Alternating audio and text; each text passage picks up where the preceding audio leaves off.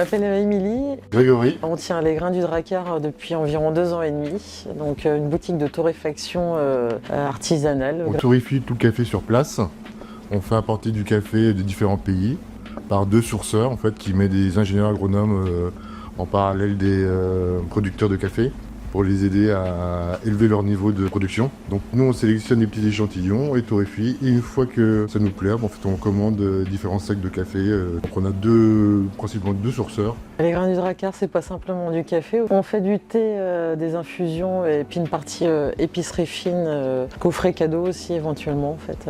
À quel moment avez-vous su que ce métier était vraiment fait pour vous? Avec Grégory, on vient tous les deux du BTP et donc du coup on cherchait une reconversion et on a tellement bu du mauvais café dans nos entreprises que du coup c'est pour ça qu'on a voulu être torréfacteur. Donc on a passé un autre diplôme tous les deux à Bordeaux et puis ça a validé en fait notre reconversion. Et puis aussi cette partie où on vend aussi du thé et des épices, voilà, c'est vraiment...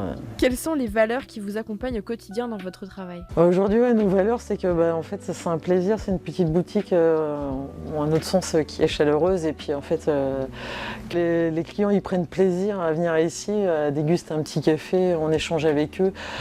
En fait, les clients contrôlent leur budget, donc c'est vrai que nous, c'est un plaisir de partager avec eux. Y a-t-il un projet ou une réalisation dont vous êtes particulièrement fiers aujourd'hui? On est fiers tous les deux d'avoir monté la boutique. On n'était pas des anciens commerçants, on était plutôt des anciens gestionnaires. On est dans des produits fins, donc on est des artisans, donc ouais, c'est vrai qu'on est fiers de ça. Ouais. Quelles sont vos ambitions futures pour l'entreprise? En fait, on a la boutique et on a une seconde partie, en fait, la partie professionnelle. C'est là où on doit essayer de démarcher de plus en plus, de proposer nos services, de mettre en place des machines à grains, ou soit livrer du grain, ou les deux à la fois.